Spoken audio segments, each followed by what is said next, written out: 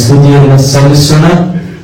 ಆತನು ಒಳ್ಳೆಯವನಾಗಿದ್ದು ದೇವರು ನಮಗೆ ಕೃಪೆಯನ್ನು ಅನುಗ್ರಹಿಸಿದ್ದಾರೆ. ಕಳೆದ ವಾರದಲ್ಲಿ ನಾವು ನೋಡಿದ ವಾಕ್ಯದ ಪ್ರಕಾರವಾಗಿ ದೇವರ ಮಕ್ಕಳಾದ ನಾವು ಉಪಯೋಗವಾಗಬೇಕೆಂದು ನಾವು ದೇವರ ವಚನದಲ್ಲಿ ನಾವು ನೋಡಿದ್ವಿ. ಈ ವಾರದಲ್ಲಿ ನಾವು ಧ್ಯಾನಿಸುವ ಕರ್ತನ ವಾಕ್ಯವು ಆತನ ಬಳಿಯಲ್ಲಿ ಬರೆಯುವುದು ಅಂದರೆ, ಇನ್ನೊಂದು ಮಾತಲ್ಲಿ ಹೇಳಬೇಕಂದ್ರೆ ದೇವರ ಬಳಿಯಲ್ಲಿ ಬರುವುದು.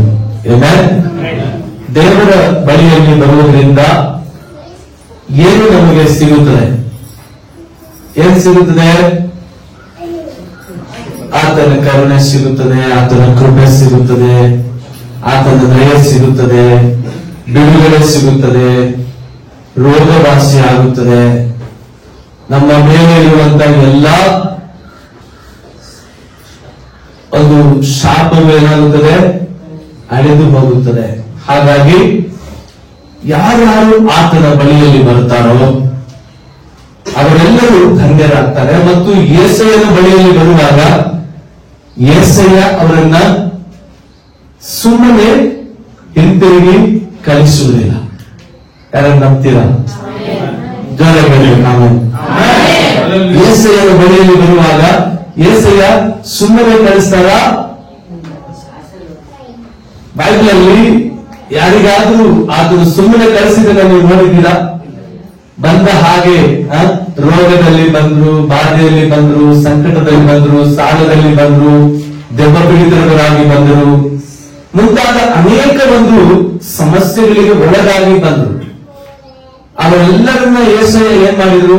ಬಿಡುಗಡೆ ಕೊಟ್ಟರು, ವಾಸಿ ಮಾಡಿದ್ರು, ಕಳಿಸಿದ್ರು.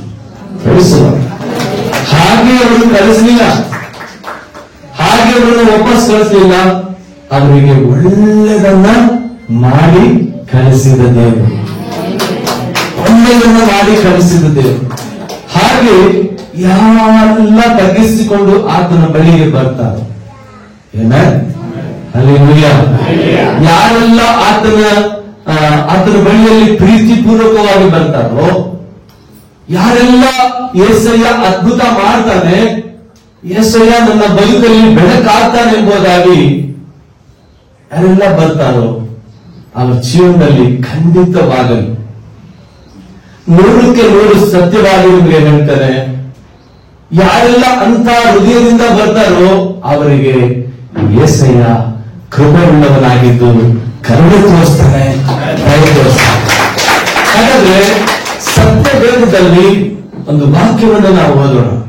ನಾವು ಬಹಳ ಸರಿ ಧ್ಯಾನ ಮಾಡಿದ್ದೇವೆ, ಮತ್ತೊಂದು ಸಾರಿ ಆ ವಾಕ್ಯವನ್ನ ಧ್ಯಾನ ಮಾಡೋಣ. ಯಾಕೆಂದ್ರೆ ದೇವರ ವಾಕ್ಯವು ನಾವು ಎಷ್ಟು ಸಾರಿ ಧ್ಯಾನ ಮಾಡ್ತೀವೋ ಅವಾಗಲೆಲ್ಲ ದೇವರು ಹೊಸ ಹೊಸದಾಗಿ ಮಾತಾಡುವ ಕರ್ತನಾಗಿದ್ದಾನೆ. ಆತನ ಸ್ಥಿತಿಯನ್ನು ಸಲ್ಲಿಸೋಣ.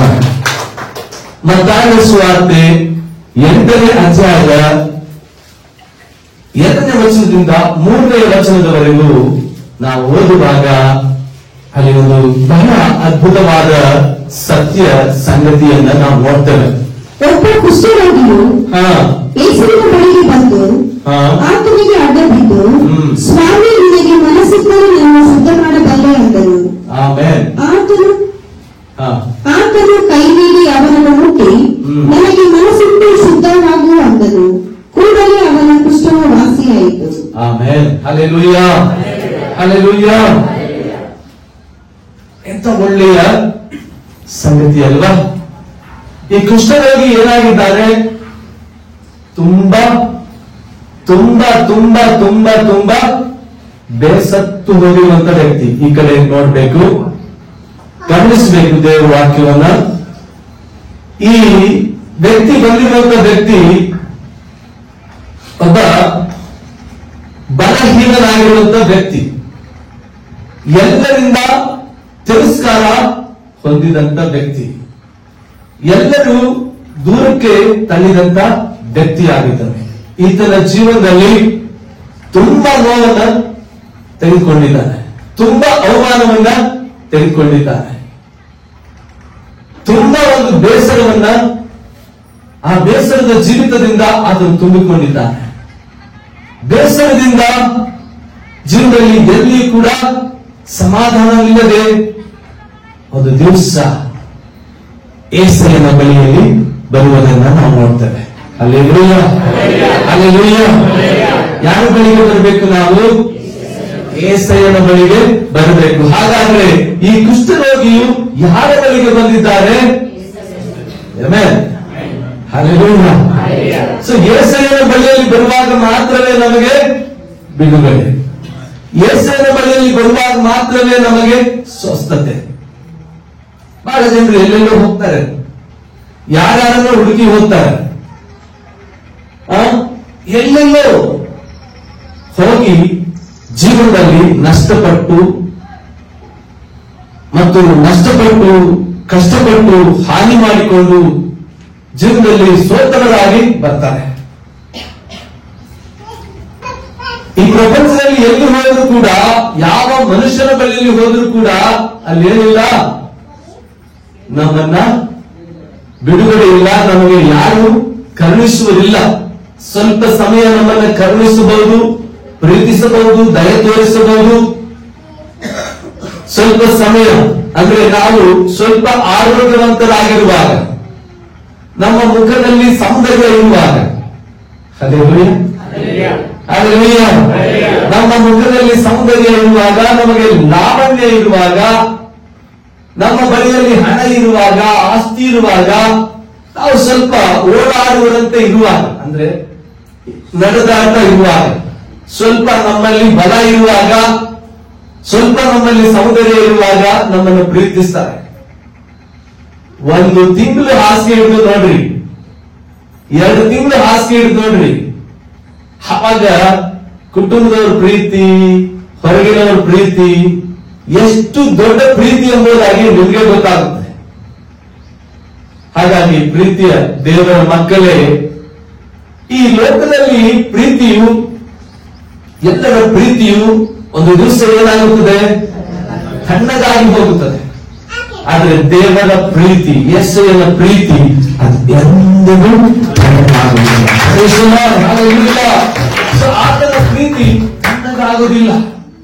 ನಾವು ಎಂತ ಹೀನ ಸ್ಥಿತಿಯಲ್ಲಿದ್ದರೂ, ನಾವು ಎಂತ ಬಡ ಸ್ಥಿತಿಯಲ್ಲಿದ್ದರೂ, ನಾವು ಎಂತ ದರಿದ್ರ ಸ್ಥಿತಿಯಲ್ಲಿದ್ದರೂ, ನಾವು ಎಂತ ಒಂದು ಅಯೋಗ್ಯವಾದ ಒಂದು ಸ್ಥಾನದಲ್ಲಿದ್ದರೂ, ಆತನ ಪ್ರೀತಿ ನಿನ್ನನ್ನು ಸರಿ ಮಾಡುವುದಕ್ಕಾಗಿ, ನಿನಗೆ ಯೋಗ್ಯ ಸ್ಥಾನಕ್ಕೆ ತರುವುದಕ್ಕಾಗಿ ಆತನು ಹುಡುಕಿ ಬಂದು ಪ್ರೀತಿಸಿ ಉನ್ನತಕ್ಕೆ ತರುವಂತ ಆತನ ಪ್ರೀತಿ ಆಗಿದೆ. ಸೊ ಪ್ರೀತಿಯ ದೇವರ ಮಕ್ಕಳೇ, ಹಾಗಾದ್ರೆ ನಮ್ಮ ಕಷ್ಟಗಳು ತೀರಿ ಹೋಗ್ಬೇಕಂದ್ರೆ, ನಮ್ಮ ನಷ್ಟಗಳು ತೀರಿ ಹೋಗ್ಬೇಕಂದ್ರೆ, ನಮ್ಮ ದುಃಖಗಳು ಮರೆಯಾಗಬೇಕಂದ್ರೆ, ನಮ್ಮ ರೋಗವು ಸೌಖ್ಯವಾಗಬೇಕಂದ್ರೆ, ನಮ್ಮ ಸಾಲವು ತೀರಬೇಕಂದ್ರೆ, ನಾವು ಆತನಿಗೆ ಹೆಚ್ಚಾಗಿ ಪ್ರೀತಿಸಬೇಕು. ಆತನಿಗೆ ನಾವು ಹೆಚ್ಚಾಗಿ ಪ್ರೀತಿಸಬೇಕು ಮತ್ತು ಆತನ ಬಳಿಗೆ ಬರಬೇಕು. ಇದು ಪಾಯಿಂಟ್. ಯಾರು ಆತನ ಬಳಿಯಲ್ಲಿ ಬೇಗ ಬರಬೇಕು, ಯಾರು ಆತನ ಬಳಿಯಲ್ಲಿ ಬೇಗ ಬರ್ತಾರೋ ಅವರು ಆಶೀರ್ವಾದ ಪೂರ್ಣರಾಗ್ತಾರೆ. Hallelujah, hallelujah, hallelujah. ಈ ಕುಷ್ಠರೋಗಿಯು ತನ್ನ ಜೀವನದಲ್ಲಿ ಬೇಸರವಾಗಿ, ಎಲ್ಲರ ಪ್ರೀತಿ ನನ್ನ ಬದುಕಲ್ಲಿ, ನನ್ನ ಜೀವನದಲ್ಲಿ ತಣ್ಣಗಾಯಿತು, ಇನ್ನೇನು ನನಗೆ ಯಾರ ಪ್ರೀತಿ ಇಲ್ಲ ಅಂದ್ರೆ, ಆಗಿನ ಕಾಲದಲ್ಲಿ ಕುಷ್ಠರೋಗ ಅಂದ್ರೆ ಭಯಂಕರವಾಗಿರುವಂತ ರೋಗ. ಈಗಿನ ಕಾಲದಲ್ಲಿ ಹೇಗೆ ಕೊರೋನಾ ಬಂದು ಹೋಯ್ತು, ಹೇಗೆ ಟಿಬಿ ವ್ಯಾಧಿ ಬಂದು ಹೋಯ್ತು, ಹೇಗೆ HIV ವ್ಯಾಧಿ ಬಂತು, ಹೇಗೆ ಮುಂತಾದ ಈ ಮಾರ್ಕ್ ರೋಗಗಳು, ಅಂದ್ರೆ ಮನುಷ್ಯನಲ್ಲಿ ಒಂದು ಸಾರಿ ಬಂದ್ರೆ ಅದೇನಾಗೋದಿಲ್ಲ, ಮತ್ತೆ ಹೋಗುವುದೇ ಇಲ್ಲ. ಅದಕ್ಕೆ ಅದು ಮಾರ್ಕ್ ಆಗಿರುತ್ತದೆ, ರೆಡ್ ಮಾರ್ಕ್ ಹಾಕಿರ್ತಾರೆ ಅದಕ್ಕೆ. ಈ ವ್ಯಾಧಿಯು ಹೋಗುವುದೇ ಇಲ್ಲ, ಶುಗರ್ ವ್ಯಾಧಿ ಹೋಗುವುದೇ ಇಲ್ಲ, BP ವ್ಯಾಧಿ ಹೋಗುವುದೇ ಇಲ್ಲ, HIV ಪಾಸಿಟಿವ್ ಹೋಗುವುದೇ ಇಲ್ಲ, ಮತ್ತು ಕ್ಯಾನ್ಸರ್ ವ್ಯಾಧಿ ವಾಸಿಯಾಗುವುದೇ ಇಲ್ಲ, ಮುಂತಾದ ಅನೇಕ ವ್ಯಾಧಿಗಳು ವಾಸಿಯಾಗುವುದಿಲ್ಲ. ಅದು ಡೇಂಜರ್ ಅಂತ ಹೇಳಿ ಅದಕ್ಕೆ ರೆಡ್ ಮಾರ್ಕ್ ಅನ್ನ ಹಾಕಿರ್ತಾರೆ. ಸೊ ಪ್ರೀತಿಯ ದೇವರ ಮಕ್ಕಳೇ, ಹಾಗೆ ಈ ಕುಷ್ಠವು ಕೂಡ ಒಂದು ಭಯಂಕರವಾಗಿರುವಂತಹ ರೋಗ. ಎಲ್ಲ ರೋಗಗಳಿಗಿಂತಲೂ ಇನ್ನೂ ದೊಡ್ಡ ರೋಗ ಈ ಕುಷ್ಠ ರೋಗ ಆಗಿರ್ತದೆ. Hallelujah, hallelujah. ಈ ರೋಗದಿಂದ ಬರುತ್ತಿರುವಂತಹ ವ್ಯಕ್ತಿಗಳನ್ನ ಆಗಿನ ಕಾಲದಲ್ಲಿ ಏನ್ ಮಾಡ್ತಿದಂತೆ, ಊರಿನ ಆಚೆಗೆ ಅಂದ್ರೆ ಆ ಸುಕ್ಕು ಬೇರೆಯವರು ಯಾರಿಗೂ ತಗಲಬಾರದು ಎಂಬುದಾಗಿ ಹೇಳಿ ಏನ್ ಮಾಡಿರ್ತಾರಂದ್ರೆ ಅದನ್ನ ಅವರನ್ನ ಏನ್ ಮಾಡ್ತಾರಂದ್ರೆ ಊರಿನ ಆಚೆ ಇಡುವುದನ್ನ ನಾವು ನೋಡ್ತೇವೆ. ದೇವರ ಆಲಯದ ಆ ಒಂದು ಪಾಳೆಯ ಹೊರಗೆ ಎಂಬುದಾಗಿ ಕೂಡ ನಾವು ನೋಡ್ತೇವೆ. ಸೊ ಪ್ರೀತಿಯ ದೇವರ ಮಕ್ಕಳೇ, ಕರುಣೆ ಉಳ್ಳ ದೇವರ ಸನ್ನಿಧಿಯಲ್ಲಿ ಕುಷ್ಠರೋಗಿಗಳ ಬಳಿಯಲ್ಲಿ ಯಾರು ಹೋಗುವುದಿಲ್ಲ. ಒಂದು ವೇಳೆ ಊಟ ಕೊಟ್ಟರು ಕೂಡ ಅವರಿಗೆ ಕೊಟ್ಟು ದೂರದಿಂದಲೇ, ಅವರು ಅಲ್ಲಿ ಹತ್ತಿರ ಇರಬಾರದು, ಅವರು ದೂರ ಇರ್ತಾರೆ. ದೂರ ಇರುವಾಗ ಮಾತ್ರ ಅವರಿಗೆ ಸುಮಾರು ಕಿಲೋಮೀಟರ್ ಅಂದ್ರೆ ಒಂದು ಕಿಲೋಮೀಟರ್ 2 ಕಿಲೋಮೀಟರ್ ದೂರ ಇರ್ತಾರೆ. ಅಷ್ಟು ದೂರದಲ್ಲಿರುವಾಗಲೇ ಏನ್ ಮಾಡ್ತಾರೆ, ಆ ದೂರದಲ್ಲೇ ಅವರಿಗೆ ಅನ್ನ ಅಥವಾ ನೀರನ್ನ ಅಲ್ಲಿಟ್ಟು ಬರ್ತಾರೆ. ಅವರು ಬಂದು ತಿನ್ನಬೇಕು. ಸೊ ಅವರ ಪರಿಸ್ಥಿತಿ ಹೇಗಿದೆ ಅಂದ್ರೆ ನಾಯಿಯ ಪರಿಸ್ಥಿತಿ. ನಾಯಿಗೆ ಯಾವ ರೀತಿಯಲ್ಲಿ ನಾವು ಬೇಕಾದಾಗ ನಮ್ಮಲ್ಲಿ ನೆನಪಿಗೆ ಬಂದ್ರೆ ಮಾತ್ರ ಏನ್ ಮಾಡ್ತೀವಿ, ಅದಕ್ಕೆ ಊಟ ಹಾಕ್ತೀವಿ. ನೀರತ್ತು ಕುಡಿತಾರೆ, ಓಕೆ, ನೀರು ಕೂಡ ಕುಡಿಯುತ್ತೆ. ಸೊ ಪ್ರೀತಿಯ ದೇವರ ಮಕ್ಕಳೇ, ಹಾಗೂ ದೇವರ ಮಹಾ ಸನ್ನಿಧಿಯಲ್ಲಿ ದೇವರ ವಾಕ್ಯಕ್ಕೆ ಆಧಾರವಾಗಿ ನಾವು ನೋಡ್ತಾ ಇದ್ದೇವೆ. ಕುಷ್ಠರೋಗ ಹೇಗೆ ಬರುತ್ತಂದ್ರೆ ಅದು ಚರ್ಮದಲ್ಲಿ ಬರುತ್ತದೆ ಮತ್ತು ರಕ್ತದಲ್ಲಿ ಬರುತ್ತದೆ. ಆ ವ್ಯಾಧಿಯು ಇನ್ನು ಹೇಗೆ ಬರುತ್ತಂತೆ ಗೊತ್ತಾ,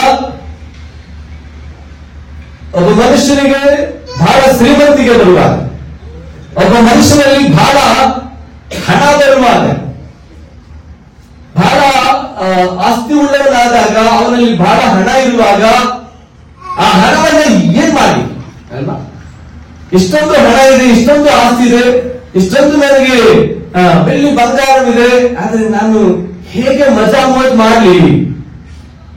ದುಡ್ಡು ಹೆಚ್ಚಿದ್ದಾಗ ಏನ್ ಮಾಡ್ತಾನೆ ಮನುಷ್ಯ, ಹೇಗಾದ್ರೂ ಮಾಡಿ ಕಲಿಬೇಕಲ್ವಾ, ದುಡ್ಡನ್ನ ಹೇಗಾದ್ರೂ ಮಾಡಿ ಕಲಿಸಬೇಕಲ್ವಾ, ಹೇಗಾದ್ರೂ ಮಾಡಿ ವೆಚ್ಚ ಮಾಡ್ಬೇಕಲ್ವಾ. ಹಾಗಾಗಿ ಅದನ್ನೇನ್ ಮಾಡ್ತಾನೆ, ದುಡ್ಡಿರುವಾಗ ಕೆಲವು ಜನರು ಮಾತ್ರ, ಕೆಲವು ಶ್ರೀಮಂತರು ಮಾತ್ರ. ಈಗಿನ ಕಾಲದಲ್ಲಿ ಒಂದು 90% ಹಣ ಇದ್ದಂತ ವ್ಯಕ್ತಿಗಳು ಏನ್ ಮಾಡ್ತಾರೆ, ಅವರಿಗೆ 2 3 ಹೆಣ್ಣು, ಮತ್ತು ಇನ್ನು ಬೇಕಾದ್ರೆ ಇನ್ನು ಹೊರಗಡೆ ಹೋಗಿ ಇನ್ನು ಕ್ಲಬ್ ಡ್ಯಾನ್ಸ್ ಅಂತ ಹೇಳಿ ಅಲ್ಲಿ ಕೂಡ ಹೋಗಿ ಅವರ ಜೀವಿತವನ್ನ ವ್ಯರ್ಥ ಮಾಡಿಕೊಂಡು ಜೀವಿಸ್ತಾರೆ. ಪಾಪದ ಕ್ರಿಯೆಗಳಿಗೆ ಒಳಗಾಗ್ತಾರೆ, ಸಮಾಜದ ಭೋಗಗಳಿಗೆ ಒಳಗಾಗಿ ಹೋಗ್ತಾರೆ, ಧಾರ್ಮಿಕವಾದ ಕ್ರಿಯೆಗಳಿಗೆ ಒಳಗಾಗಿ ತಮ್ಮ ಜೀವಿತವನ್ನ ನಷ್ಟಪಡಿಸಿಕೊಳ್ಳುತ್ತಾರೆ. ಸೊ ಪ್ರೀತಿಯ ದೇವರ ಮಕ್ಕಳೇ, ದೇವರು ಪ್ರತಿ ಮನುಷ್ಯರನ್ನ ಪ್ರೀತಿಸ್ತಾ ಇದ್ದಾನೆ, ಪ್ರತಿ ಮನುಷ್ಯರನ್ನ ತನ್ನ ಹತ್ತಿರಕ್ಕೆ ಕರೆಯುತ್ತಾ ಇದ್ದಾನೆ. ಅದೇ ಪ್ರಕಾರವಾಗಿ ಇವತ್ತು ದೇವರು ಕರೀತಾ ಇದ್ದಾನೆ. ಆದರೆ ದೇವರ ಶಬ್ದವನ್ನು ಕೇಳದೆ, ದೇವರ ಶಬ್ದಕ್ಕೆ ಒಳಗಾಗದೆ ಮನುಷ್ಯನು ಏನಾಗ್ತಾ ಇದ್ದಾನೆ, ಹೊರಗಡೆ ಪ್ರಪಂಚವನ್ನು ನೋಡ್ತಾ ಇದ್ದಾನೆ. ಬಣ್ಣ ಬಣ್ಣದ ಲೋಕ, ಬಣ್ಣ ಬಣ್ಣದ ಲೋಕ ಏನಿದೆ, ಬಣ್ಣ ಹೋಗೋ ತನಕ, ಬಣ್ಣ ಬಣ್ಣದ ಲೋಕ, ಬಣ್ಣ ಇರೋ ತನಕ, ಬಣ್ಣ ಹೋಗೋ ತನಕ. ಬಣ್ಣ ಹೋದ್ಮೇಲೆ ಎಲ್ಲ ನಷ್ಟ. ಬಣ್ಣ ಹೋದ್ಮೇಲೆ ಪ್ರಪಂಚ ನೀವು ಬೇಡಪ್ಪ ಅಂತ ಅನ್ಸುತ್ತದೆ. ಬಣ್ಣ ಹೋದ್ಮೇಲೆ, ಬಲಹೀನರಾದ್ಮೇಲೆ, ಶಕ್ತಿ ಕುಂದಿ ಹೋದ್ಮೇಲೆ, ಅಯ್ಯೋ ಬೇಡಪ್ಪ ಜೀವನ, ಬೇರೆ ಬೇಗ ಕರ್ಕೊಂಡ್ಬಿಡಪ್ಪ. ಯೌವನ ಕಾಲದಲ್ಲಿ ನೀನು ದೇವರನ್ನ ಹುಡುಕಿದ್ರೆ ಇನ್ನೂ ಚೆನ್ನಾಗಿರ್ತಿತ್ತಲ್ವಾ? Hallelujah, hallelujah. ಯೌವನ ಕಾಲದಲ್ಲಿ ನಿನ್ನ ಸೃಷ್ಟಿಕರ್ತನನ್ನ ಸ್ಮರಿಸಿದರೆ, ಹುಡುಕಿದ್ದರೆ, ಆತನ ಸನ್ನಿಧಿಯನ್ನ ಕಾದಿದ್ದರೆ ನೀನ್ ಹೇಗಾಗ್ತಿದೆ ಗೊತ್ತಾ, ಖರ್ಜೂರದ ಮರದ ಹಾಗೆ. ಹಲ್ಲೆಲೂಯಾ. ನೀರಿನ ಬಳಿಯಲ್ಲಿ ಬೆಳೆದಿರುವ ಆ ಮರದ ಹಾಗೆ ಹಚ್ಚ ಹಚ್ಚ ಹಸಿರಾಗಿ ಯೌವನ ಕಾಲದಲ್ಲಿ ಆಸೆ ಪಾಸಗಳಿಗೆ ಒಳಗಾಗಿ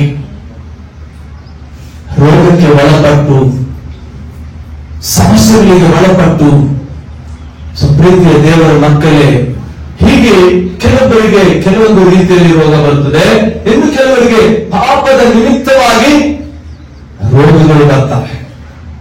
ಹೆಚ್ಚು ಹೆಚ್ಚಾಗಿ ಬರುವುದು ಪಾಪದ ನಿಮಿತ್ತವೇ. ಲೋಕದ ಆಸೆ ಪಾಸೆಗಳಲ್ಲಿ ಒಳಗಾಗಿ, ಬದುಕು ಬಾಳಿನ ದಂಬಕ್ಕೆ ಒಳಗಾಗಿ, ಕಣ್ಣಿನ ಆಸೆ ಇವುಗಳಿಗೆ ಒಳಗಾಗಿ, ಬದುಕು ಬಾಳಿನ ದಂಬಕ್ಕೆ ಒಳಗಾಗುವಂತ ವ್ಯಕ್ತಿ ಏನಾಗ್ತಾನೆ? ಶಾಪಗ್ರಸ್ತನಾಗಿ ಹೋಗ್ತಾನೆ, ಕತ್ತಲೆಗೆ ಒಳಗಾಗ್ತಾನೆ. ಪ್ರೀತಿಯ ದೇವರ ಮಕ್ಕಳೇ, ಹಾಗಾದ್ರೆ ಈ ಕುಷ್ಠರೋಗಿಯು ತನ್ನ ಪಾಪವನ್ನ ಕ್ಷಮಾಪಣೆ ಕೇಳುವುದಕ್ಕಾಗಿ, ತನಗಿರುವಂತಹ ರೋಗವನ್ನು ವಾಸಿ ಮಾಡಿಕೊಳ್ಳುವುದಕ್ಕಾಗಿ ಆತನು ಎಲ್ಲಿಗೆ ಬಂದಿದ್ದಾನೆ? Hallelujah, hallelujah. ಯಾಜಕ ಕಾಂಡ 13ನೇ ಅಧ್ಯಾಯ ವಚನ 1ರಿಂದ 3ನೇ ವಚನ ಯಾರಾದರೂ ಓದಿ. ಅಲ್ಲಿ ಕುಷ್ಠ ರೋಗದ ಕುರಿತಾಗಿ ಹೇಳಲ್ಪಡುತ್ತದೆ. ಯಾಜಕ ಕಾಂಡ 13ನೇ ಅಧ್ಯಾಯ 1ನೇ ವಚನದಿಂದ 3ನೇ ವಚನ, 1ನೇ ವಚನದಿಂದ 44ನೇ ವಚನದವರೆಗೂ ಬರೀ ಕುಷ್ಠ ರೋಗದ ಕುರಿತಾಗಿ ಬರೆಯಲ್ಪಡುತ್ತದೆ. ಆದ್ರೆ ನಾವು 3 ವಚನಗಳನ್ನು ಮಾತ್ರ ನೋಡೋಣ. ಯೆಹೋವನು ಮೋಶೆ ಆರೋನನಿಗೆ ಹೇಳಿದ್ದೇನೆಂದರೆ, ಒಬ್ಬ ಮನುಷ್ಯನ ಮೈ ಮೇಲೆ ಬಾವಾಗಲಿ ಗುಳ್ಳೆಯಾಗಲಿ ಹೊಳೆಯೋ ಮಚ್ಚೆಯಾಗಲಿ ಉಂಟಾಗಿ ಅದರಲ್ಲಿ ಕುಷ್ಠರೋಗದ ಲಕ್ಷಣಗಳು ತೋರಿದರೆ ಅವನನ್ನು ಮಹಾಯಾಜಕನಾದ ಆರೋನನ ಬಳಿಗೆ ಇಲ್ಲವೇ ಆರೋನನ ಮಕ್ಕಳಾದ ಯಾಜಕರಲ್ಲಿ ಒಬ್ಬರ ಬಳಿಗೆ ಕರೆಕೊಂಡು ಬರಬೇಕು. ಯಾಜಕರು ಅವನ ಚರ್ಮದಲ್ಲಿರುವ ಮಚ್ಚೆಯನ್ನು ನೋಡುವಾಗ ಆ ಮಚ್ಚೆಯಲ್ಲಿರುವ ರೋಗ ಬೆಳ್ಳಗಾಗಿ ಹೋಗಿದ್ದರೆ ಮತ್ತು ಆ ಮಚ್ಚೆ ಮಿಕ್ಕ ಚರ್ಮಕ್ಕಿಂತ ತಗ್ಗಾಗಿದ್ದರೆ ಅದು ಕುಷ್ಠರೋಗ. ಯಾಜಕರು ಅದನ್ನು ಪರೀಕ್ಷಿಸಿ ಅವನನ್ನು ಅಶುದ್ಧನೆಂದು ನಿರ್ಣಯಿಸಬೇಕು. ಆಮೆನ್. ಪ್ರೀತಿಯ ದೇವರ ಮಕ್ಕಳೇ, ಆ ಒಂದು ಚರ್ಮದಿಂದ ಸ್ವಲ್ಪ ತಗ್ಗಾಗಿದ್ರೆ ಅದು ಕುಷ್ಠರೋಗ ಎಂಬುದಾಗಿ ಕಾಣಲ್ಪಡುತ್ತದೆ. ಮತ್ತು ಬಿಳಿ ಮಚ್ಚೆ ಹಾಗೆ ಬರುವಂತದ್ದು ಮತ್ತು ಮುಂತಾದ ಅನೇಕ ರೀತಿಯಲ್ಲಿ ಕುಷ್ಠರೋಗದ ಗುಣಲಕ್ಷಣಗಳು ಕಾಣಿಸಿಕೊಳ್ಳುವುದನ್ನ ನಾವು ನೋಡ್ತೇವೆ. ಅದನ್ನು ಯಾರ ಬಳಿಯಲ್ಲಿ ಕರೆದುಕೊಂಡು ಹೋಗ್ಬೇಕಂತೆ? ಯಾಜಕರ ಬಳಿಯಲ್ಲಿ ಕರೆದುಕೊಂಡು ಹೋಗಿ, ಮತ್ತು ಯಾಜಕರು ಅದಕ್ಕೆ ಏನ್ ಮಾಡ್ತಾನೆ? ಅದಕ್ಕೆ ತೀರ್ಮಾನ ಮಾಡ್ತಾನೆ. ಇದು ಕುಷ್ಠ ರೋಗವ ಮತ್ತು ಬೇರೆ ರೋಗವ ಎಂಬುದಾಗಿ ಹೇಳಿ ಏನ್ ಮಾಡ್ತಾರೆ? ಸೇವಕರು ಅಲ್ಲಿ ತೀರ್ಪನ್ನ ಮಾಡುವುದನ್ನ ನಾವು ನೋಡ್ತೇವೆ. ಒಂದು ವೇಳೆ ಕುಷ್ಠ ಇರುವುದಾದ್ರೆ ಅವಾಗಲೇ ಅವರನ್ನ ಹೊರಗಡೆ ಇಡುವುದನ್ನ ನಾವು ನೋಡ್ತೇವೆ. ಪ್ರೀತಿಯ ದೇವರ ಮಕ್ಕಳೇ, ಹೌದು, ಅಂದು ಆ ರೋಗಿಗಳಿಗೆ ಯಾವ ರೀತಿಯಲ್ಲಿ ಅವರು ಬಾಧೆ ಪಟ್ಟರು, ಹಾಗೆ ಇವತ್ತು ಕೂಡ ಅನೇಕರು ಬಾಧೆ ಪಡುವುದನ್ನ ನಾವು ನೋಡ್ತೇವೆ. ಪ್ರಿಯ ದೇವರ ಮಕ್ಕಳೇ, ಹಾಗಾದ್ರೆ ದೇವರ ವಾಕ್ಯದಲ್ಲಿ ನಾವು ನೋಡ್ತೇವೆ, ಒಬ್ಬ ಕುಷ್ಠರೋಗಿಯು ಎಲ್ಲಿ ಬಂದಿದ್ದಾರೆ? ಯಾರ ಬಳಿಯಲ್ಲಿ ಬಂದಿದ್ದಾರೆ? ಏಸಯ್ಯನ ಬಳಿಯಲ್ಲಿ ಬಂದು ಅದೇನ್ ಮಾಡ್ತಾ ಇದ್ದಾನೆ? ಮೊದಲನೇದಾಗಿ ಏನ್ ಮಾಡ್ತಾ ಇದ್ದಾನೆ? ಒಬ್ಬ ಕುಷ್ಠರೋಗಿಯು ಯೇಸುವಿನ ಬಳಿಗೆ ಬಂದು ಆತನಿಗೆ ಅಡ್ಡ ಬಿದ್ದರು. ಅಂದ್ರೆ ಮೊದಲನೇದಾಗಿ ನಾವು ನೋಡ್ತೇವೆ, ಯೇಸು ಕರ್ತನ ಬಳಿಗೆ ಬಂದರು. ಆಮೆನ್. Hallelujah, hallelujah, hallelujah. ಯೇಸು ಕರ್ತನ ಬಳಿಗೆ ಬಂದರು. ಯಾರ್ಯಾರ ಬಳಿ ಬರ್ತಾ ಇಲ್ಲ? ಯೇಸುವಿನ ಬಳಿಗೆ. ಆಮೆನ್. ನಿಮ್ ಜೀವನದಲ್ಲಿ ಯೆಸಯ್ಯ ಅದ್ಭುತ ಮಾಡಿದ್ದಾನೆ. ಆಮೆನ್. ನಮ್ಮ ಜೀವನದಲ್ಲಿ ಯೆಸಯ್ಯ ಏನ್ ಮಾಡಿದ್ದಾರೆ? ಅದ್ಭುತವನ್ನ ಮಾಡಿದ್ದಾರೆ. ಹೇಗೆ ಮಾಡಿದ್ರು? ಆತನ ಬಳಿಯಲ್ಲಿ ನಾವು ಬಂದ್ವಿ. ಆತನ ಬಳಿಯಲ್ಲಿ ಬಂದಾಗ ಆತನವರು ಏನ್ ಮಾಡಿದ್ದಾರೆ? ಗುಣಪಡಿಸಿದ್ದಾರೆ, ವಾಸಿ ಮಾಡಿದ್ದಾರೆ. ನಮ್ಮ ದರಿದ್ರವನ್ನು ಆತನ ಏನ್ ಮಾಡಿದ್ದಾರೆ? ನೀಗಿಸಿದ್ದಾರೆ. Hallelujah, hallelujah. ಆತನ ನಮ್ಮನ್ನು ನೋಡಿದರು, ಆತನ ನಮ್ಮನ್ನು ಪ್ರೀತಿಸಿದರು, ಆತನ ನಮ್ಮನ್ನು ಕರುಣಿಸಿದರು. ನಾವೆಷ್ಟು ಧನ್ಯರಲ್ಲ. ಆಮೆನ್. ಹಲ್ಲೆಲೂಯಾ. ಎರಡನೇ ಕಾರ್ಯವು ಅದನ್ನು ಮಾಡಿದ್ದೇನೆಂದರೆ ಅಡ್ಡ ಬಿದ್ದರು. ಈ ಅಡ್ಡ ಬೀಳುವಂಥದ್ದು ಏನ್ ತೋರಿಸುತ್ತಂದ್ರೆ ಸಂಪೂರ್ಣವಾಗಿ ಸಮರ್ಪಣೆ. Hello, hallelujah, hallelujah, hallelujah. So ಸಂಪೂರ್ಣವಾಗಿ ಏನು ತೋರಿಸುತ್ತದೆ? ಅಡ್ಡ ಬೀಳುವುದು ಸಮರ್ಪಣೆಯನ್ನ ತೋರಿಸುತ್ತದೆ. ಸಂಪೂರ್ಣವಾಗಿ ತಗ್ಗಿಸುವುದನ್ನ ತೋರಿಸುತ್ತದೆ. ಸಂಪೂರ್ಣವಾಗಿ ಸಮರ್ಪಣೆ ಅಂದ್ರೆ ದೇವರಿಗೆ ಹೇಳೋದು, ದೇವರೇ ನಾನು ಏನೇನು ಇಲ್ಲ, ನಾನು ಏನು ಇಲ್ಲ, ನಾನು ಬರೀ ಏನಾಗಿದ್ದೇನೆ? ಸೊನ್ನೆ ಆಗಿದ್ದೇನೆ, ಜೀರೋ ಆಗಿದ್ದೇನೆ, ನಾನು ಏನಿಲ್ಲ, ನೀನು ನನಗೆ ಬೇಕು.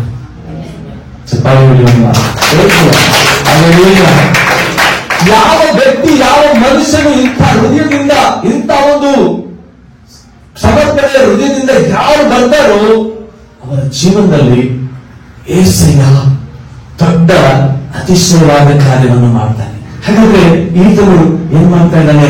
ಅಡ್ಡ ಬೀಳ್ತಾ ಇದ್ದಾನೆ. ಕುಷ್ಠರೋಗ ಇದೆ, ಬಲಹೀನತೆ ಇದೆ, ತುಂಬಾ ಅವಮಾನದಿಂದ ತುಂಬಿದವನಾಗಿದ್ದಾನೆ. ಆದ್ರೆ ಆ ಅವಮಾನವೆಲ್ಲ ಹೋಗ್ಬೇಕು, ಆ ಅವಮಾನವೆಲ್ಲ ನೀಗ್ಬೇಕು. ಏಸಯ್ಯ ನೀನ್ ಬೇಕು, ನೀನ್ ಬೇಕು ಅಂತ ಹೇಳಿ ಏನ್ ಮಾಡ್ತಾ ಇದ್ದಾನೆ? ಕರುಣೆಯುಳ್ಳ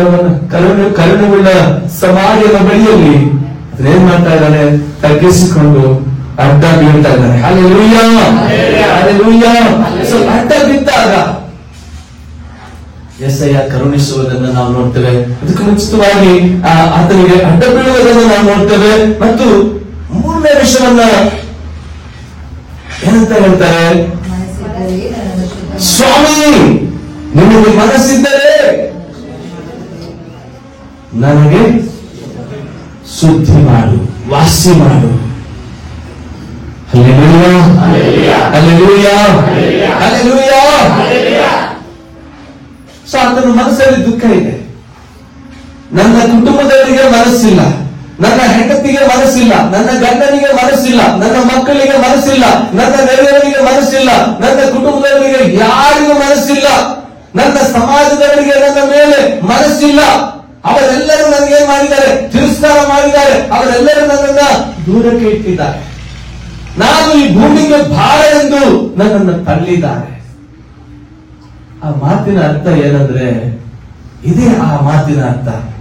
ನಾನು ಎಲ್ಲರಿಗೂ ಭಾರವಾಗಿದ್ದೇನೆ, ಯಾರ ಮನಸ್ಸು ನನ್ನ ಮೇಲೆ ಇಲ್ಲ, ನನ್ನವರ ಮನಸ್ಸು ಯಾರ ಮೇಲೂ ನನ್ನ ಮೇಲಿಲ್ಲ. ಒಂದು ವೇಳೆ ನಿನ್ನ ಮನಸ್ಸು ಕೂಡ ನನ್ನ ಮೇಲೆ ಇದೆಯೋ ಇಲ್ಲವೋ?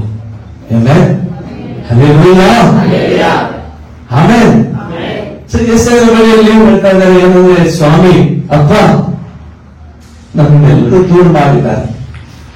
ಅಮ್ಮ, ಒಂದು ಅನ್ನ ನೀಡಮ್ಮ ಅಂತ ಕೇಳುವಾಗ ಅವರಿಗೆ ಮನಸ್ಸಿಲ್ಲ. ಸ್ವಲ್ಪ ನೀರು ಕೊಡಮ್ಮ ಅಂತ ಹೇಳುವಾಗ ಅವರಿಗೂ ಮನಸ್ಸಿಲ್ಲ. ಒಂದು ಸ್ವಲ್ಪ ಭಿಕ್ಷೆ ನೀಡಮ್ಮ ಅಂತ ಹೇಳಿದ್ರೆ ಅವರಿಗೂ ಕೂಡ ಮನಸ್ಸಿಲ್ಲ. ಒಂದು ವಸ್ತ್ರ ಇದ್ರೆ ಕೊಡಮ್ಮ ಅಂತ ಹೇಳುವಾಗ ಅವರಿಗೂ ಕೂಡ ಮನಸ್ಸಿಲ್ಲ. ಯಾರಿಗೂ ಮನಸ್ಸಿಲ್ಲ. ಯೇಸುವೇ, ನಿನಗೆ ನನ್ನ ಮೇಲೆ ಮನಸ್ಸಿದೆಯಾ? ಅದು ಹೇಳ್ತಾ ಇದ್ದಾರೆ ಏನಂದ್ರೆ, ಯೇಸು, ನಿನಗೆ ಮನಸ್ಸಿದ್ದರೆ ನನಗೆ ವಾಸಿ ಮಾಡು. ಹಲ್ಲೆಲೂಯಾ. ಯೇಸುವಿಗೆ ಮನಸ್ಸಿತ್ತ? Amen, hallelujah. ಸೊ యేసయ్య ಹೇಳ್ತಾರೆ ಏನಂದ್ರೆ, ನನಗೆ ಮನಸ್ಸುಂಟು, ನೀನು ಶುದ್ಧನಾಗು. ನಾವು ಅಂತ ಒಂದು ಪ್ರಾರ್ಥನೆಯ ಮೂಲಕವಾಗಿ ದೇವರ ಸನ್ನಿಧಿಗೆ ಬರ್ತೀವೋ, ಇಂಥ ಒಂದು ಕೃತಜ್ಞತೆಯ ಹೃದಯದಿಂದ ನಾವು ಯಾವಾಗ ಬರ್ತೀವೋ, ದೇವರೇ ನೀ ನನ್ನೊಂದಿಗೆ ಮಾತಾಡು, ದೇವರೇ ನೀ ನನ್ನೊಂದಿಗೆ ನೀನು ಮಾತಾಡು, ನೀನು ನನಗೆ ಕೃಪೆ ತೋರಿಸು, ನೀನು ನನಗೆ ಭಯ ತೋರಿಸು, ನನ್ನ ಬದುಕನ್ನ ಸರಿ ಮಾಡು, ನನ್ನ ಕುಟುಂಬವನ್ನು ಸರಿ ಮಾಡು, ನನ್ನ ಮಕ್ಕಳ ಜೀವಿತವನ್ನು ಸರಿ ಮಾಡು, ನನ್ನ ಸಾಲದಿಂದ ನನಗೆ ಬಿಡುಗಡೆ ಕೊಡು, ನನಗೆ ಪ್ರತಿ ದಿನವೂ ಕಾಡುತ್ತಿರುವಂತ ರೋಗವು ಸೌಖ್ಯವಾಗಲು ನೀನು ಕೃಪೆ ತೋರಿಸು ಎನ್ನುವಂತ ಆ ಹೃದಯದಿಂದ ಆತನ ಬಳಿಯಲ್ಲಿ ಬರುವುದಾದರೆ,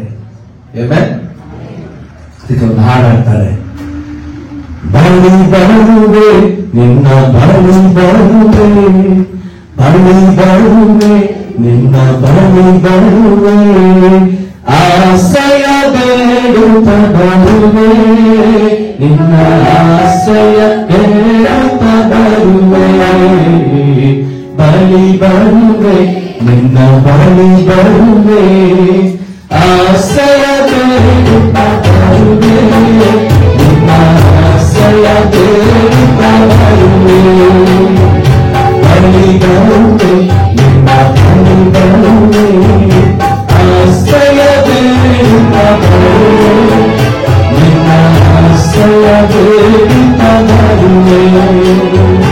ಈ ಜಗತ್ತೊಂದು ಮಾಯಮಯ, ಇದರಲ್ಲಿ ಇರುವನು ಮೋಹಮಯ. ಈ ಜಗತ್ತೊಂದು ಮಾಯಮಯ, ಇದರಲ್ಲಿ ಇರುವನು ಮೋಹಮಯ. ನಿನ್ನಯ ಹರಿಸುತ್ತ ಬರುವೆ, ನಿನ್ನ ಆಶ್ರಯ ಬೇಡುತ್ತ ಬರುವೆ, ನಿನ್ನಯ ಹರಿಸುತ್ತ ಬರುವೆ, ನಿನ್ನ ಆಶ್ರಯ ಬೇಡುತ್ತ ಬರುವೆ, ಬಳಿ ಬರುವೆ, ನನ್ನ ಬಳಿ ಬರುವೆ, ಬಳಿ ಬರುವೆ, ನನ್ನ ಬಳಿ ಬರುವೆ, ಆಶ್ರಯ ಬೇಡುತ್ತ ಬರುವೆ, ನಿನ್ನ ಆಶ್ರಯ ಬೇಡುತ್ತ ಬರುವೆ, ಆಶ್ರಯ ಬೇಡುತ್ತ ಬರುವೆ, ನಿನ್ನ ಆಶ್ರಯ ಬೇಡುತ್ತ ಬರುವೆ. ಹಲ್ಲೆಲೂಯಾ. ಆಶ್ರಯವನ್ನು ಬೇಡಿ ಬರುವರು, ಆತನ ಆಶ್ರಯವನ್ನು ಹೊಂದುವರು ಭಾಗ್ಯವಂತರು. Amen? ಭಾಗ್ಯವಂತರು ಮಾತ್ರವಲ್ಲ, ಸೌಭಾಗ್ಯವಂತರು. ಸೌಭಾಗ್ಯವಂತರು ಮಹಿಮಾಪೂರ್ಣನಾದ ದೇವರು, ಆತನ ಸನ್ನಿಧಿಯಲ್ಲಿ ಕಾಯುವರು ಧನ್ಯರು. ಈ ಮನುಷ್ಯನು ಇನ್ಯಾರೂ ಇಲ್ಲ ನನ್ನ ನಿರೀಕ್ಷೆ, ಇನ್ಯಾರೂ ಇಲ್ಲ ನನ್ನ ನಂಬಿಕೆ, ಇನ್ಯಾರೂ ಇಲ್ಲ ನನ್ನ ಜೀವನದಲ್ಲಿ ಒಳ್ಳೆಯದನ್ನು ಮಾಡುವರು, ನೀನು ಒಪ್ಪನೆ. ನೀನು ಒಪ್ಪನೆ ನನ್ನ ಒಳ್ಳೆಯ ರಕ್ಷಕ, ನೀನೊಬ್ಬನೇ ನನ್ನ ಕೃಪೆ ತೋರಿಸುವಂತ ದೇವರು, ನನಗೆ ತಾಯಿ ತೋರಿಸುವಂತ ದೇವರು ನೀನೊಬ್ಬನೇ ಎಂಬುದಾಗಿ ಹೇಳಿ ಆತನನ್ನು ನಂಬಿ ಆತನ ಬಳಿಯಲ್ಲಿ ಬಂದನು. ಆಗ ಏಸಯ್ಯ ಏನ್ ಮಾಡಿದ್ರು? ನನಗೆ ಮನಸ್ಸುಂಟಯ್ಯ, ನನಗೆ ಮನಸ್ಸುಂಟು, ನೀನು ಎದರು ಈ ಸ್ಥಳವನ್ನು ಬಿಡು, ಕೂತಿರುವಂತ ಸ್ಥಳವನ್ನ ಬಿಡು. ಪ್ರೀತಿಯ ದೇವರ ಮಕ್ಕಳೇ, ಏಸಯ್ಯ ಇವತ್ತು ನನ್ನ ಜೀವನದಲ್ಲಿ ಆತನು ಹೇಳುವುದೇನೆಂದರೆ, ನೀನು ಕೂತಿರುವಂತ ಸ್ಥಳವನ್ನ ಬಿಡು, ಎದ್ದೇಳು, ನಾನು ನಿನ್ನ ಸಂಗಡ ಇದ್ದೇನೆ ಎಂಬುದಾಗಿ ಸರ್ವಶಕ್ತನಾಗಿರುವಂತ ದೇವರು ನುಡಿಯುತ್ತಾ ಇದ್ದಾರೆ. ನಿನಗೆ ಎಂತ ಬಲಹೀನತೆ ಇದ್ದರು ಅದನ್ನು ವಾಸಿ ಮಾಡ್ತಾ ಇದ್ದಾರೆ. ಆದ್ರೆ ನಾವೇನ್ ಮಾಡ್ತಾ ಇದೀವಿ ಅಂದ್ರೆ, ಆ ಬಲಹೀನತೆಗಳನ್ನೇ ನಾವೇನ್ ಮಾಡ್ತಾ ಇದ್ವಿ? ದೊಡ್ಡ ಮಾಡ್ಕೊಂಡಿದ್ವಿ. ಆ ಕಷ್ಟಗಳನ್ನೇ ದೊಡ್ಡದಾಗಿ ಮಾಡ್ಕೊಂಡಿದ್ವಿ, ಆ ಸಾಲವನ್ನೇ ದೊಡ್ಡದಾಗಿ ಮಾಡ್ಕೊಂಡಿದ್ವಿ. ನನ್ನ ದೇವರಿಗೆ ಅಸಾಧ್ಯವಾದದ್ದು ಒಂದು ಇಲ್ಲ ಎಂಬುದಾಗಿ ನೀವು ನಂಬುವುದಾದ್ರೆ ಅದರಿಂದ ಸಾಧ್ಯ. ನಾವು ಹಾಗೆ ಮಾಡ್ತಾ ಇಲ್ಲ. ಈ ಪ್ರಪಂಚದಿಂದ ಬರುವಂತ ಕಷ್ಟಗಳೇ ದೊಡ್ಡದು, ಆ ನೋವುಗಳೇ ದೊಡ್ಡದು. ಅದನ್ನೇ ನಾವೊಂದು ಬೇರೆ ಆರಾಧನೆ ಮಾಡ್ತಾ ಹೋಗ್ತಾ ಇದ್ವಿ. ಸೊ ಅದನ್ನ ಬಿಡಬೇಕಾಗ್ತದೆ. ಜೀವವುಳ್ಳ ದೇವರು, ಕೃಪೆ ತೋರಿಸುವಂತ ದೇವರು, ಸರ್ವಶಕ್ತರಾದ ದೇವರು ನಿನ್ನ ಪಕ್ಕದಲ್ಲೇ ನಿಂತಿದ್ದಾರೆ. ನೋಡ್ರಿ, ಈ ಕುಷ್ಠರೋಗಿಯನ್ನ ಏಸಯ್ಯ ಏನ್ ಮಾಡಿದಂತೆ ಮುಟ್ಟಿದಂತೆ ಕೈಯಿಂದ. ನೀವು ಹಳೆ ಒಡಂಬಡಿಕೆಯಲ್ಲಿ ನೋಡ್ರಿ, ಕುಷ್ಠರೋಗಿಯನ್ನು ಯಾರು ಮುಟ್ಲಿಕ್ಕೆ ಸಾಧ್ಯವೇ ಇಲ್ಲ, ಯಾರು ಮುಟ್ಟುವುದಿಲ್ಲ, ಅವರ ಬಳಿಗೆ ಹೋಗುವುದೇ ಇಲ್ಲ. ಆದ್ರೆ ಎಲ್ಲ ಬಂಧನಗಳನ್ನ, ಎಲ್ಲ ರುಜುಗಳನ್ನ ಯೇಸು ಕರ್ತನು ಏನ್ ಮಾಡಿದ್ರು? ಅದನ್ನ ಅಳಿಸಿ ಹಾಕಿದ್ರು, ಮುರಿದುಬಿಟ್ರು.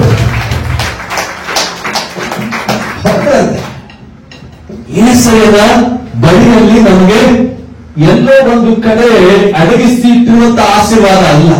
ಯೇಸುವಿನ ಬಳಿಯಲ್ಲಿ ನಾವು ಪೂರ್ಣ ಮನಸ್ಸಿನಿಂದ ಹೋಗುವಾಗ ಆತನು ನೇರವಾಗಿ ನಮಗೆ ಆಶೀರ್ವಾದ ಮಾಡ್ತಾರೆ. ನೇರವಾಗಿ ಅವ್ರು ಏನ್ ಮಾಡ್ತಾರೆ, ನಮಗೆ ದಯ ತೋರಿಸ್ತಾರೆ ಅಂತ ಕೃಪೆಯುಳ್ಳ ದೇವರು. ಆತನು ಅಹಂಕಾರಿಗಳನ್ನು ಏನ್ ಮಾಡ್ತಾರಂತೆ, ಗದರಿಸುತ್ತಾರೆ.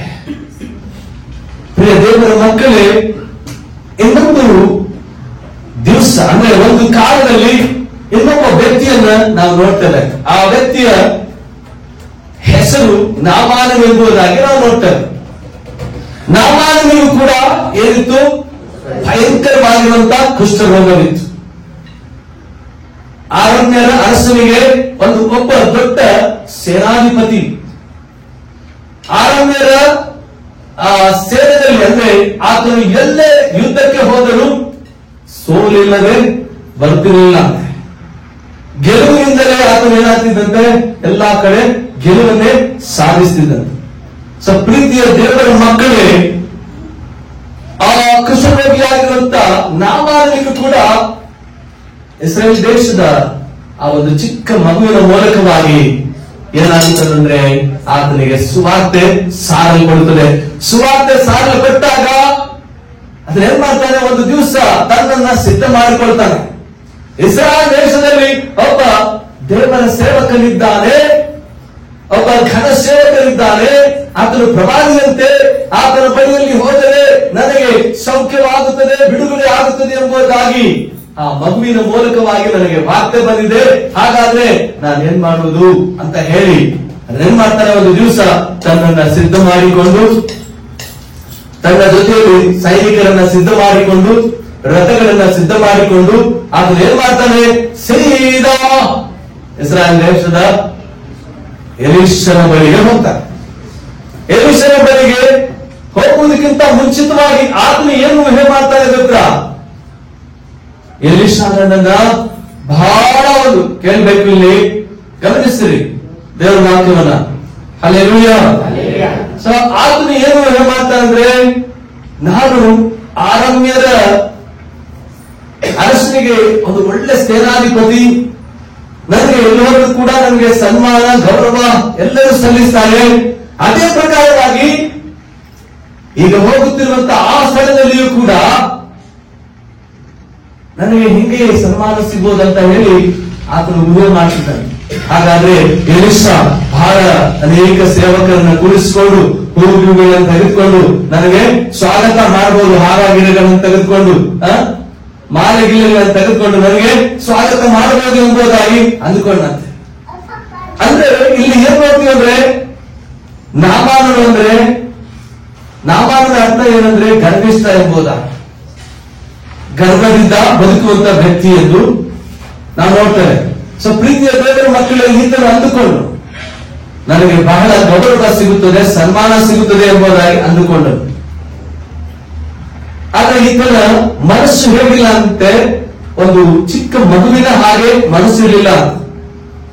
ಬಲಹೀನತೆ ಇದೆ, ರೋಗ ಇದೆ, ಸಮಸ್ಯೆ ಇದೆ, ಆ ರೋಗದಿಂದ ಕುಗ್ಗಿಸಲ್ಪಟ್ಟಿದ್ದಾನೆ.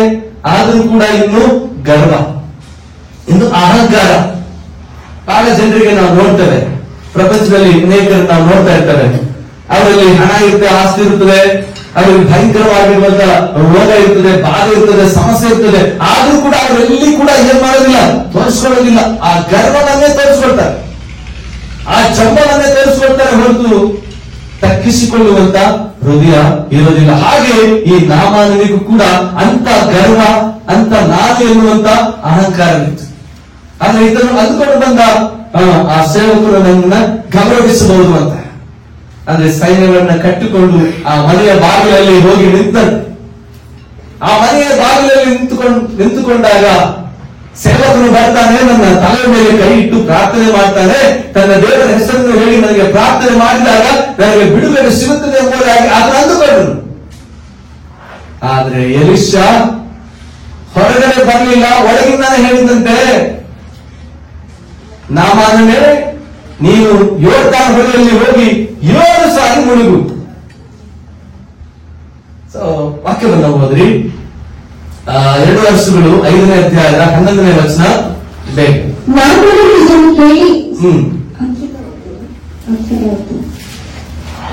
ಎಲೀಷನು ಅವನಿಗೆ ಹೋಗಿ ಯೋರ್ದಾನ್ ಹೊಳೆಯಲ್ಲಿ 7 ಸಾರಿ ಸ್ನಾನ ಮಾಡು, ಆಗ ನಿನ್ನ ದೇಹ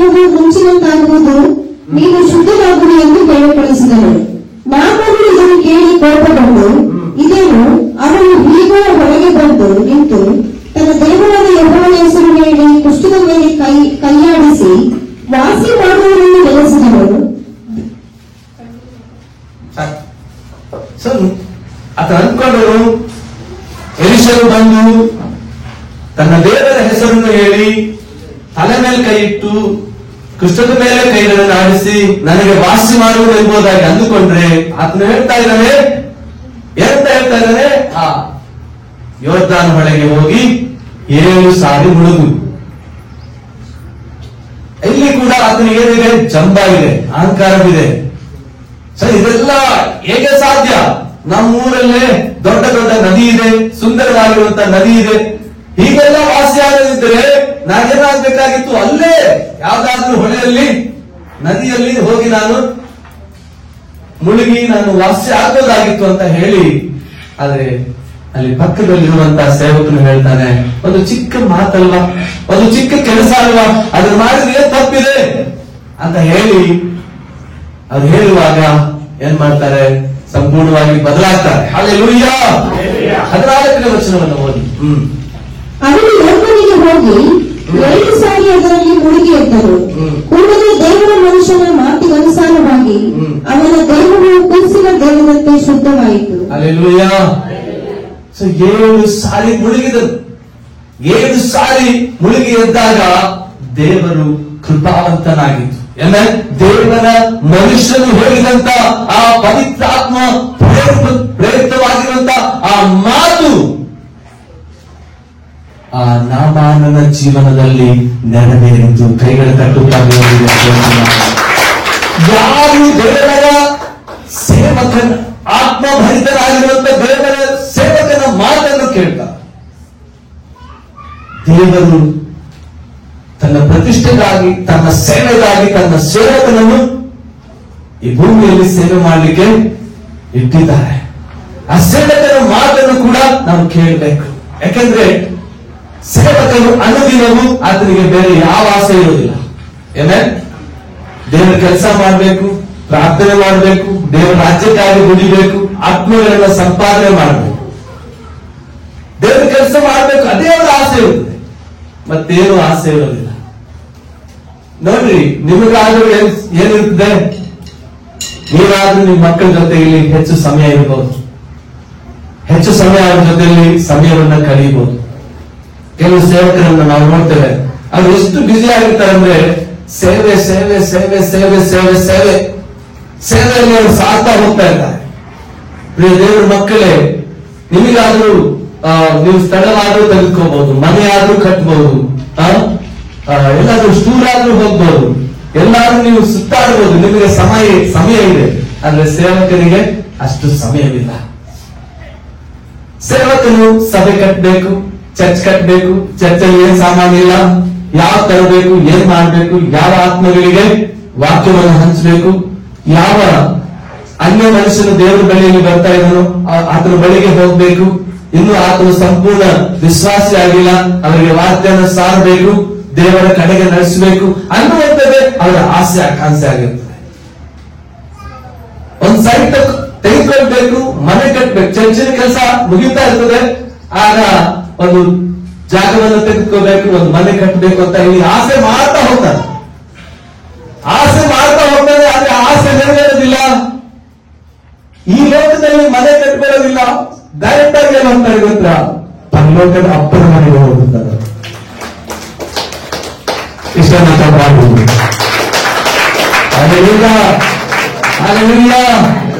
ಈ ಲೋಕದಲ್ಲಿ ಸೇವೆ ಸೇವೆ ಸೇವೆ ಸೇವೆ ಅಂತ ಹೇಳಿ ಯಾವ ಒಂದು ಸಣ್ಣ ಭೂಮಿಯನ್ನು ಮಾಡೋದಿಲ್ಲ, ಯಾವ ಒಂದು ಮನೆಯನ್ನು ಕಟ್ಕೊಳ್ಳೋದಿಲ್ಲ.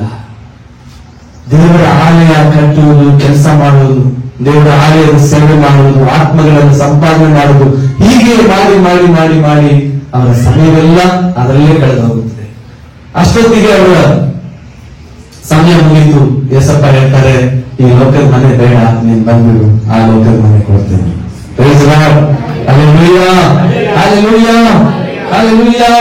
ಕರ್ತನಿಗೆ ಮಹಿಮೆಯಾಗಲಿ. ಪ್ರೀತಿಯ ದೇವರ ಮಕ್ಕಳೇ, ಹಾಗೆ ದೇವರ ಸನ್ನಿಧಿಯಲ್ಲಿ ದೇವರ ವಾಕ್ಯವನ್ನು ಕೇಳುವ ಮನುಷ್ಯನು ಧನ್ಯ. ದೇವರ ವಾಕ್ಯವನ್ನು ಪ್ರೀತಿಸುವ ಮನುಷ್ಯನು ಧನ್ಯನು. ದೇವರ ಸೇವಕನ ಮಾತನ್ನು ಕೇಳುವ ವ್ಯಕ್ತಿ ಧನ್ಯನು. ದೇವರ ಆತ್ಮನಿಂದ ನಡೆಸಲ್ಪಡುವಂತ ಸೇವಕನಿಗೆ ರೆಸ್ಪೆಕ್ಟ್ ಕೊಡುವಂತ ವ್ಯಕ್ತಿ ಧನ್ಯನಾಗಿದ್ದಾನೆ.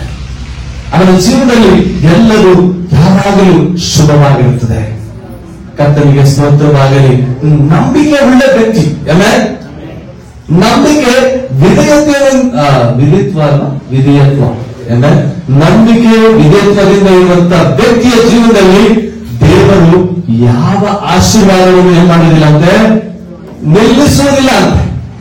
ಅಲ್ಲೋ ಏನಿರ್ಬೇಕಂದ್ರೆ ನಂಬಿಕೆ ಇರಬೇಕು ಮತ್ತು ಎರಡನೇದಾಗಿ ವಿಧೇಯತ್ವ. ನಂಬಿಕೆ ವಿಧೇಯತ್ವ ಇರುವಂತ ವ್ಯಕ್ತಿಯ ಜೀವನದಲ್ಲಿ యేసయ్య ಯಾವ ಆಶೀರ್ವಾದವನ್ನು ನಿಲ್ಲಿಸುವುದಿಲ್ಲ. ಎಲ್ಲ ಆಶೀರ್ವಾದವನ್ನ ದೇವಾದಿ ದೇವನು ಅವನಿಗೆ ಕೊಡುತ್ತಾನೆ. ಅಂತ ನಂಬಿಕೆಯುಳ್ಳ ಮಕ್ಕಳು ನಾವಾಗಬೇಕು. ಅಂತ ಒಂದು ವಿಧೇಯತ್ವದಿಂದ ತುಂಬಿರುವಂತ ಮಕ್ಕಳು ನಾವಾಗಿರಬೇಕು. ಆಗ యేసయ్య ನಮ್ಮ ಜೀವನದಲ್ಲಿ ದೊಡ್ಡ ಕಾರ್ಯವನ್ನು ಮಾಡ್ತಾರೆ. ನಮ್ಮ ಜೀವನದಲ್ಲಿ ಬರಬೇಕಾದ ಶುಭಗಳು, ಬರಬೇಕಾದ ಆಶೀರ್ವಾದವು, ಬರಬೇಕಾದ ಎಲ್ಲ ಒಂದು ಆ ಆಶೀರ್ವಾದಗಳು ತಪ್ಪದೆ ದೇವಾದಿ ದೇವರು ನಮಗೆ ಅನುಗ್ರಹ ಮಾಡ್ತಾರೆ. ಕರ್ತನಿಗೆ ಸ್ತೋತ್ರವಾಗಲಿ. ಯಾರು ನಂಬ್ತೀರಾ ದೇವರ ವಾಕ್ಯವನ್ನು? Hallelujah, hallelujah. ಬರೀ ಆಶೀರ್ವಾದ ಮಾತ್ರ ಅಲ್ಲ, ನಾವು ಮಾಡಿದಂತ ಪಾಪದಿಂದ ಬಂದಿದೆಯಲ್ಲ, ಶಾಪದಿಂದ ಬಂದಿದೆಯಲ್ಲ ಕುಷ್ಠ, ನಮ್ಮ ಪಾಪ ನಮ್ಮ ಶಾಪಗಳಿಂದ ಬಂದಿದೆಯಲ್ಲ, ಆ ದ್ರೋಹಗಳಿಂದ ಬಂದಿದೆಯಲ್ಲ, ಆ ಕುಷ್ಠವನ್ನ ದೇವರು ಏನ್ ಮಾಡ್ತಾರಂತೆ, ಆಮೇಲೆ ಹೆಂಗೆ ಅಳಿಸ್ತಾರಂತೆ, ತನ್ನ ಪರಿಶುದ್ಧವಾಗಿರುವಂತ ರಕ್ತದಿಂದ.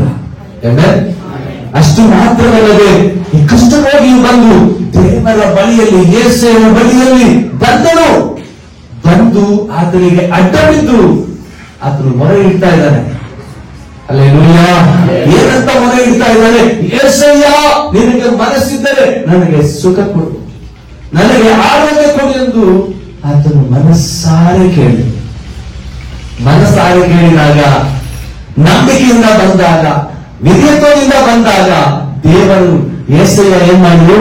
ಕೃಪೆಯನ್ನ ತೋರಿ ವಾಸಿ ಮಾಡಿದ್ರು. ಕರ್ತನ ನಾಮಕ್ಕೆ ಸ್ತೋತ್ರವಾಗಲಿ.